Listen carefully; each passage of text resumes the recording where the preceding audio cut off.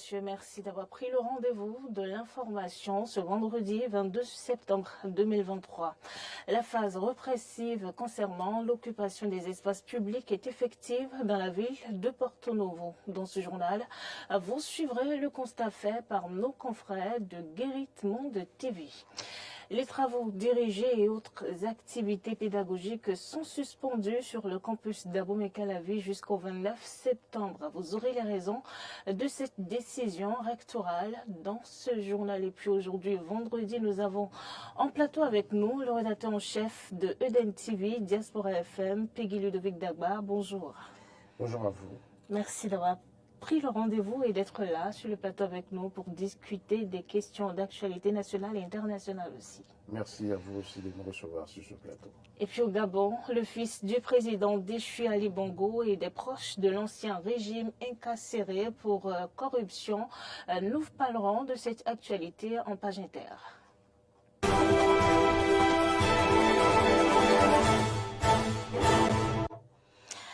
Merci de nous préférer pour vous informer. La question des assises sur la croissance démographique et le développement au Bénin continue de faire l'objet de réflexions et de débats. Wilfried Léandre Rongbeji, le porte-parole du gouvernement, invité sur Radio Cotonou, s'est prononcé sur le sujet. Il a donné la position du gouvernement sur la question. Suivez un extrait de ses propos. Les naissances évoluant à un rythme exponentiel, les ressources à un rythme plutôt arithmétique, il va y avoir une dichotomie entre la population et les ressources disponibles pour satisfaire les besoins de la population. Donc, un État responsable, quand il voit cette tendance-là, qu'est-ce qu'il fait? Il s'assied et dit, si nous continuons ainsi, nous risquons d'aller vers le scénario Wahala. Et c'est pour ça que le gouvernement dit que la vraie question pour nous, ce n'est pas la taille de notre population. Le gouvernement ne dit pas qu'à 13 millions, le Bénin est trop peuplé aujourd'hui, ni qu'on est sous-peuplé. Par contre, le gouvernement dit, avec ce niveau de population, rapporté aux ressources dont nous disposons, si nous ne faisons rien et que ça continue ainsi, les manques que nous avons aujourd'hui, les plaintes que nous avons, les Béninois qui viennent après nous vont perpétuer les mêmes plaintes et les mêmes manques. Regardez aujourd'hui, nous faisons cantine scolaire. Nous sommes, avant la rentrée qui vient là, nous sommes à 1 35 000 enfants qui ont un repas chaud. Et nous sommes à 75% de couverture. J'ai des parents, quand je fais le tour du pays, qui disent qu'il faut passer à 2 repas. Et moi, je leur dis, oui, on veut bien. Mais attendez que ceux qui n'ont pas encore un aussi puissent avoir un. Vous voyez bien, hein? Si on avait suffisamment pour tout le monde, on ferait même les 2. Peut-être même qu'on va donner goûter en plus. C'est de ça qu'il s'agit. Et donc, un gouvernement qui voit ça, il pense aussi à ses successeurs. Comment je fais pour que ceux qui viennent après moi, ils aient la tâche plus allégée, pour que les populations vivent mieux. Monsieur Daoum, c'est ça qui fonde notre démarche. Ce n'est pas... Pour limiter les naissances. Non, ce n'est pas ça. Donc, la finalité, vous l'aurez remarqué vous-même, c'est d'en appeler à la parentalité responsable pour que les uns et les autres comprennent qu'il faut espacer les naissances, qu'il faut faire les enfants suivant le rythme qu'ils veulent, suivant leurs moyens, et ne pas en faire en pensant que tel cousin qui est dans telle ville ou tel oncle qui est là a plus de moyens, je vais lui envoyer 2 ou 3 pour qu'il m'aide à les garder. Donc vous faites la promesse aux citoyens de ce pays qu'au cours des assises, vous allez recueillir l'avis des populations comme cela. Mais c'est pour ça que nous avons commencé ce qui est fait, et les prochaines phases, j'ai commencé à dire, il y aura les rencontres avec les religieux, il y aura les rencontres avec les corps constitués de la République, et après, nous irons dans les 77 communes, discuter avec les populations, dans les langues. Donc rien ne sera imposé aux communautés. Justement, dans les langues. Et après, puisque vous parliez d'agenda, tout ça va se faire courant septembre, octobre, et puis, probablement,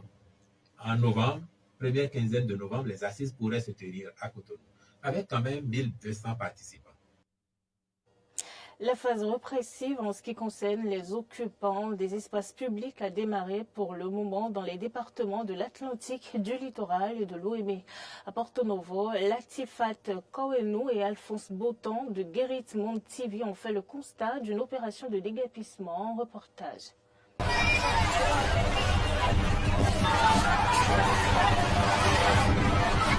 Fini l'occupation anarchique des espaces publics de la ville de Porto Novo. Après les avertissements du maire de la ville de Porto Novo, Chalmin Nyankoti, les occupants des espaces publics n'ont pas pu éviter la phase répressive.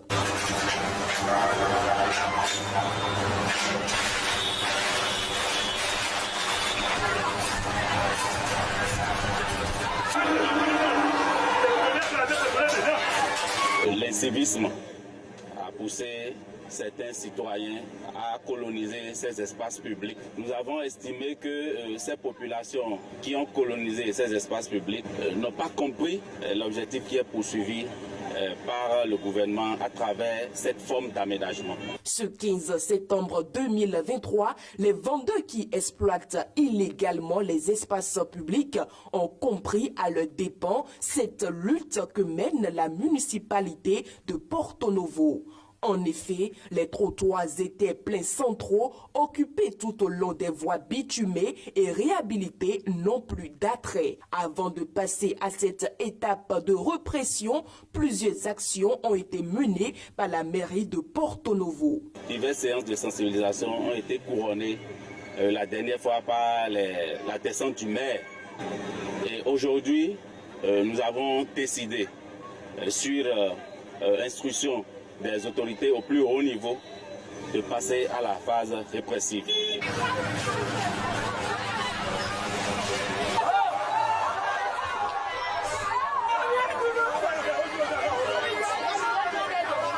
L'heure n'est plus aux supplications ni aux plaintes. Le mot d'ordre est clair. À travers cette opération que nous venons de faire, les autres qui continuent d'occuper illégalement et anarchiquement l'espace public doivent pouvoir d'eux-mêmes replier.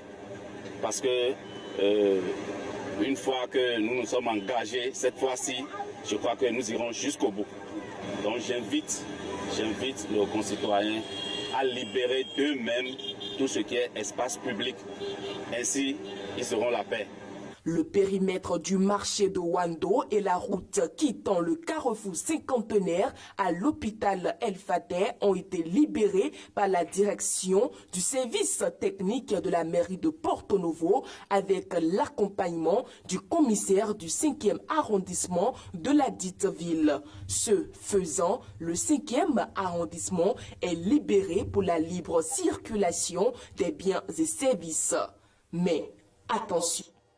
Voilà, Peggy Ludovic Dagba, le reportage qui le dit, le reporter de Guérit TV qui dit que cette libération a été faite quand même pour que la circulation des biens et des services soit beaucoup plus intéressante. Est-ce que vous avez cette même lecture après avoir regardé ce reportage en fait? C'est vrai que le reportage montre une certaine brutalité Oui. avec les populations, Oui. Ce qui n'est pas toujours bien, parce que ça choque, parce que c'est un peu de violence contre les populations. Exactement. Mais vous savez très bien que pour arranger la cité, il faut quand même faire quelques coupes sombres. C'est de ça qu'il s'agit. Vous savez très bien que le gouvernement, dès son entame en 2016, avait commencé un acte comme celui-là, le déguerpissement, pour pouvoir libérer les emprises de la voie publique. Il faut quand même que nos capitales ressemblent à des villes, on va dire, civilisées, comme on le dit. Que vraiment, on puisse avoir de très bonnes villes, bien organisées, bien tracées, afin que la visibilité soit quand même des meilleures. C'est de ça qu'il s'agit, en fait. Et nous, voilà que nous avons des populations, je ne vais pas dire qu'ils sont durs d'oreille, même si on sait qu'on a beaucoup de choses à reprocher à nos populations, parce que ce n'est pas d'aujourd'hui quand même que cette mesure a été annoncée. Déjà qu'on a eu une première phase qui, ma foi, a choqué, vraiment choqué, a fait couler beaucoup d'encre et de salive, tant au Bénin qu'à l'extérieur. Mais le développement, c'est aussi à ce prix. Moi, je pense que nos populations ont à chercher, à savoir où s'établir de manière légale pour ne pas être touchés. Cette deuxième phase est venue et est chapeautée par les mairies. C'est le cas aussi dans Cotonou, où vous voyez, comment dire, des populations échaudées. Vous en avez entendu les plaintes. Oh, Mijalebo, c'est vrai. Mais ce n'est pas, il fallait prendre des précautions pour éviter ça, en fait. C'est de cela qu'il s'agit et il faut pouvoir éduquer les populations à être perméables à ce genre de message. J'ai comme l'impression qu'on se ferme à toute information, à toute mesure de prévention, et on préfère venir guérir. Et c'est à ce moment que tout le monde crie en mettant le monde. Moi, je pense que ce n'est pas normal. Maintenant, face aux autorités aussi, nous devons quand même reconnaître qu'il y a quelque chose qui n'est pas fait. C'est vrai qu'il y a des marchés en construction. Parce que évidemment, l'inquiétude de ces gens-là que nous avons vus dans le reportage, c'est comment se réinsérer, comment est-ce qu'il faut ne pas se retrouver sans activité, comment ne pas voir ses revenus s'empirer, en fait, sa condition de vie s'empirer, c'est leur plainte et tout. Et vous êtes en train de le dire qu'il n'y a pas en fait des constructions en tant que telles pour réinsérer, réintégrer ces populations-là qui vivaient paisiblement avec ces activités quand même. Oui, est-ce qu'on va continuer par vivre paisiblement avec le non-droit? Non. Nous sommes dans un état de droit. Ouais. Regardons-nous en face. Disons-nous les vérités, comme cela se dit. On ne peut pas continuer dans cet état de choses. Vous passez dans la rue, le trottoir, normalement, qui est réservé aux cyclistes, est envahi par les articles exposés. Et vous vous retrouvez à marcher en pleine chaussée. Et très rapidement, un accident est arrivé. Un véhicule qui ne faisait pas attention ou qui était pressé, eh bien, vous ramasse très rapidement, alors que vous marchez sur l'emprise de la voie publique. Et ça, c'est une scène quotidienne à laquelle on est exposé. Je vous donne un exemple. Quitter ici, en allant sur Cotonou, passer par le bas-côté de l'échangeur de Godomé. Vous allez voir des jeunes qui sont en train de chercher même à ce niveau également. le gagne-pain en venant à la sauvette, évidemment, de la friperie. L'opération de déguerpissement dans les a pris par là populations également. raffolent. Tout à fait. Oui. Mais est-ce que c'est normal? C'est vrai qu'on va parler de réalité touristique, le monde touristique qui risque d'être surpris par ces gens. Mais il y a un problème de fond. Maintenant, l'autorité, c'est heureux que ce soit la mairie qui démarre ou qui chapeaute cette opération de déguerpissement. Mais où est-ce qu'on peut les établir? Moi, je pense que c'est un exutoire que la mairie de Cotonou, la mairie de Porto Novo aurait pu aménager un espace, peut-être au centre-ville ou en périphérie, pour permettre à ceux-là de vendre leur gain, de vendre leur friperie et d'avoir leur gain-pain. Mais il ne faut pas simplement déguerpir pour déguerpir. Voilà, je suis d'accord avec vous, mais il y a une chose, il faut que l'autorité aussi sache raison garder en aménageant comment dire, un espace qui est dédié à les recevoir. Si l'espace existait et qu'il refuse d'y aller, on va comprendre cette opération Manu Militari. Donc, l'un dans l'autre, moi je pense quand même que force doit rester à la loi. La loi dit qu'on ne peut pas rester dans les emprises de la voie publique. Il va falloir l'entendre de cette oreille. Force doit rester à la loi. Peggy Ludovic Dagba, il y a également un sujet sur le plan international qui nous intéresse, le coup d'État au Niger. Nous avons suivi un peu l'évolution de cette actualité-là, les autorités nigériennes qui ont alerté cette semaine même d'une pénurie drastique de médicaments. Et nous avons également lu la correspondance du ministre des Affaires étrangères béninois qui veut quand même qu'il y ait un couloir humanitaire vers le Niger. Je vous annonce que c'est sous l'impulsion des Nations Unies que ce couloir humanitaire est nécessaire. Parce qu'on ne peut pas orchestrer le blocus terrestre et empêcher les populations nigériennes très vulnérables qui ont besoin de médicaments essentiels. Imaginez que quelqu'un souffre d'un mal vraiment chronique et a besoin d'être soigné et que ce produit n'existe pas sur place. C'est quoi? On l'envoie à la morgue? Je pense que c'est pas bon. Le couloir humanitaire se doit d'être aménagé. Mais le Bénin, les autorités béninoises sont d'accord. C'est encore les ploutistes qui refusent. Tout simplement parce qu'ils sont en train d'organiser par là des représailles par rapport à la fermeture de la frontière. La fermeture de la frontière, nous l'avons déploré tous. Ça ne doit pas survenir dans un espace comme celui-ci. Mais voilà que c'est la décision de la CEDEAO. Regardons en face. Est-ce que nous allons continuer par pleurer sur le lait renversé? Les négociations se poursuivent. Et c'est fois qu'ils vont trouver une solution pour que les frontières puissent s'ouvrir. Mais en attendant, face à l'urgence que commande la santé. La santé des populations, les plus Exactement. vulnérables. Oui. C'est pas forcément le général Tchiani, il n'a pas ce problème. Non. C'est pas encore les membres du gouvernement, je pense pas. Parce que eux, quand on coupe le courant, ils l'ont chez eux, parce qu'ils ont des groupes électrogènes. Exactement.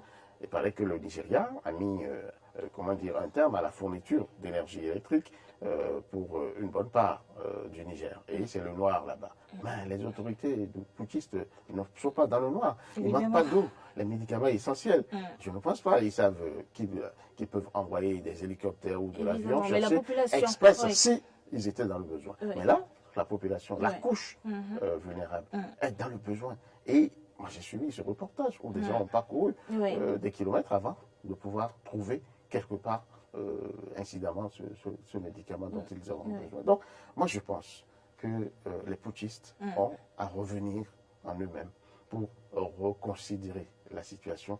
Tout n'est pas peut-être bon à interdire. C'est à ce moment-là qu'il faut faire la part des choses. Parce que la santé n'a pas de prix, mais la santé ne prévient pas. Et n'importe qui peut se retrouver dans le cas. Ils peuvent s'estimer être aujourd'hui les plus hauts, mais ils ont certainement des parents qui n'ont pas leurs moyens, qui ne sont pas dans les mêmes conditions qu'eux. Donc, qui peuvent pâtir également de cela.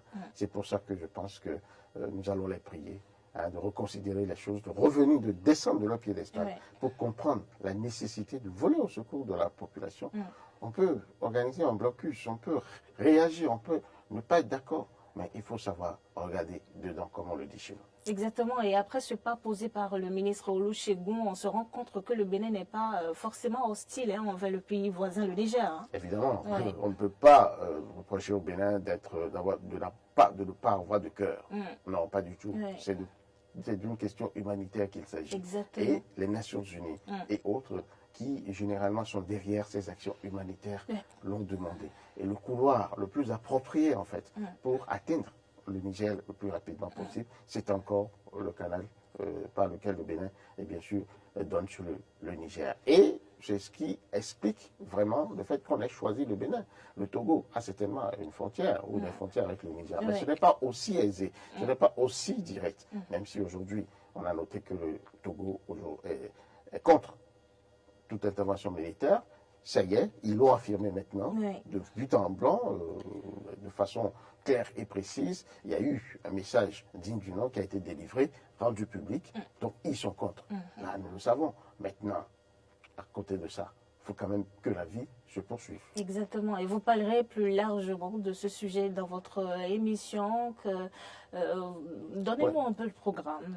Oui, point 7, c'est tous les vendredis à partir de 18h, en rediffusion le dimanche à partir de 17h. Nous allons parler de ce sujet de long en large.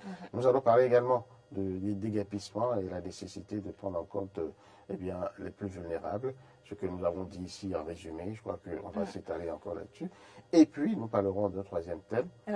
C'est bel et bien Paul Kagame qui semble prendre l'actualité en contre-pied en décidant de se porter pour la 4e fois au candidat à la magistrature suprême.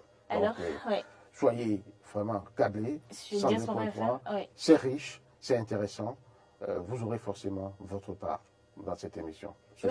Merci à vous, Peggy Ludovic Dagua. Je rappelle que vous êtes rédacteur en chef de Diaspora FM et d'NTV. Merci pour toutes ces clarifications que vous avez apportées par rapport à ces différents sujets. Les auditeurs de Diaspora FM vont quand même prendre le rendez-vous ce soir à partir de 18h pour ces actualités-là. Et ce journal se poursuit. On revient à Cotonou où la vente d'articles venant d'Europe est connue de tous comme dans d'autres villes du Bénin où se pratique ce commerce. Plusieurs articles sont exposés à des prix très bas dans les boutiques dédiées au dit commerce, ce qui fait qu'ils sont accessibles par un grand nombre de personnes. Arthur Wendor nous emmène dans l'univers de ce type de commerce, suivant le reportage qu'il nous propose. Objets de tout genre et tous de la brocante occidentale font la coqueluche des habitants de la capitale économique du Bénin. Ici, on les appelle les venus de France. Ordinateurs, téléphones portables, cuisinières, matelas et même des produits alimentaires sont exposés à tous les coins de rue de Cotonou. Nous vendons tout ce qui fait trait au meublement. Et il s'agit de poste télé, la télévision, le salon, tout ce qui cadre avec quand même. Les prix varient de 300 000 600 000. Bon, les Béninois aiment ça parce que c'est résistant et c'est la qualité. Donc, si tu achètes venu, ça peut faire 3 ans, tu ne vas rien retoucher. Mais si tu achètes neuf, c'est seulement 1 an, c'est déjà gâté. Le rapport qualité-prix de ces articles est de mise. Selon des clients, les choix sont multiples et les prix accessibles. Je suis venu pour acheter une canne à main. Venu là, c'est plus durable que ce que les gens vendent dans les boutiques. On va te dire que c'est neuf ou c'est ceci, c'est cela. Ainsi de suite. C'est ça qui fait que nous choisissons plutôt acheter les venus là. Non seulement le prix est bon, la qualité est encore bonne. Puisque ce qu'on a vendu dans la boutique peut-être à 20 000, tu peux trouver ça sur le marché à 10 000. Je suis venu prendre le collier pour mon nouveau bébé. Ça résiste à l'utilisation. Ça prend du temps pour s'égarer. Bon, on s'est arrangé sur 25 000. Chacun ici vante les mérites de son étalage. Je mets l'accent même très résistant parce que nous ne pouvons pas comparer l'usage du blanc et celui de l'africain. Donc le blanc met trop de confort sur son usage. Nos produits, par exemple, sont confortables par rapport aux boutiques. Bon, les boutiques là, par exemple, il y a certains qui viennent payer chez nous aussi pour aller faire des entretiens, pour augmenter des prix, pour vendre. Il y a d'autres qui mélangent avec le neuf. Donc au fait, c'est ça qui gâte le marché. Donc si vraiment vous voulez vendre, il faut vendre venu seulement. Il ne faut pas mélanger avec les neufs. Par exemple, ici j'ai les casques, tout c'est venu. Il n'y a pas neuf dedans. Kader et bien d'autres ne sont que de simples revendeurs. Ils ont opté pour ce commerce depuis plusieurs années. Et cela ne semble ne plus les arranger. Les objectifs visés à l'origine ont pris un coup vu le caractère vieillot de certains objets et des difficultés qu'ils rencontrent. De nos jours, le business n'est plus rentable. Pas comme à l'époque. Avant, quand même, chacun se débrouillait, vu que les impôts ne sont pas de si trop. Mais maintenant, tout a vraiment changé. Bon, chacun se débrouille dans le marché. Au niveau de la douane, des fois, pour faire sortir des bagages, ça devient des problèmes. Au fur et à mesure, on va te dire 2 semaines, 3 semaines, jusqu'à la fin, un mois là-bas. Il y a des choses bonnes seulement. S'il y a la pluie là, les choses vont pourrir là-bas. Le marché est trop calme. Le marché est trop calme, mais selon lui, merci Dieu quand même. Ce phénomène de produits importés d'Europe est visible dans plusieurs pays africains. Rares sont les gouvernements qui ont mis en place des lois interdisant ce commerce d'articles d'occasion. Jusqu'au 29 septembre 2023, il n'y aura pas de travaux dirigés et autres activités pédagogiques sur le campus de l'université d'Abomey-Calavi. Le recteur Félicien Avlessi, à travers une note de service en date du mercredi 20 septembre 2023, a porté l'information à la communauté universitaire. Et cette décision de l'autorité rectorale s'explique par la tenue à l'UAC du 8e colloque des sciences, culture et technologie pendant cette période. Le recteur a précisément invité les responsables chargés des affaires académiques, des unités de formation et de recherche de l'UAC à observer cette suspension, a exhorté ces acteurs de l'enseignement supérieur à examiner les modalités de rattrapage prévues pour durer 4 jours. Le 8e colloque des sciences, culture et technologies de l'université d'Abomey-Calavi va réunir des experts, des enseignants-chercheurs, des politiques et même des étudiants. Et il sera l'occasion pour les participants de réfléchir autour de la thématique qui porte sur la valorisation des savoirs endogènes comme gage d'un développement durable. Et je vous l'annonçais dans les titres au Gabon, 3 semaines après le coup d'État qui a renversé le président Ali Bongo Ondimba, un de ses fils et des proches du cabinet du chef de l'État déchu ont été mis en examen et écroués, notamment pour corruption. Reportage. À la suite de la proclamation des résultats des élections générales au Gabon et au coup d'État dans le pays, une enquête a été ouverte aboutissant à l'interpellation de 12 personnes. Le procureur de Libreville, André-Patrick Repona, a annoncé mercredi que 2 personnes avaient été mises hors de cause tandis que 10 avaient fait l'objet de l'ouverture d'une information judiciaire devant le juge d'instruction. Parmi les accusés, Noureddine Bongo Valentin, fils aîné d'Ali Bongo, et Jessie Ella Ekoga, ancien porte-parole de la présidence. Ces derniers, ainsi que 4 autres personnes, ont été mises en examen et placées en détention prévisoire. 2 personnes ont été mises hors de cause, tandis que 10 ont fait l'objet d'ouverture d'informations judiciaires devant le juge d'instruction. À la suite de ces inculpations, 3 assignations à résidence ont été ordonnées et 7 mandats de dépôt ont été décernés par le juge d'instruction. C'est le lieu de rappeler ici que les enquêtes se poursuivent et pourraient déboucher sur des inculpations supplétives. D'autres interpellations sont en cours. Les militaires, menés par le général Brice Oligui Nguema, ont renversé l'ancien président Ali Bongo au pouvoir depuis 2009, après sa réélection le 30 août, en accusant notamment son régime de détournement massif de fonds publics. Le jour même du coup d'État, les militaires avaient arrêté l'un des fils du chef de l'État déchu, ainsi que 5 autres hauts responsables du cabinet de l'ex-président et de son épouse Sylvia Bongo-Valentin. Les perquisitions à leur domicile, retransmises abondamment par la télévision d'État, les montraient au pied de malles, valises et sacs débordant de liasses de billets de banque. Le 13 septembre, le général Brice Oligui Nguema, désigné président de transition, a annoncé la mise en place d'une commission d'enquête sur les marchés publics pour traquer les fraudes. C'est la fin de ce journal. Merci, madame, monsieur, de nous avoir suivis. Bon début de week-end à chacun et à tous.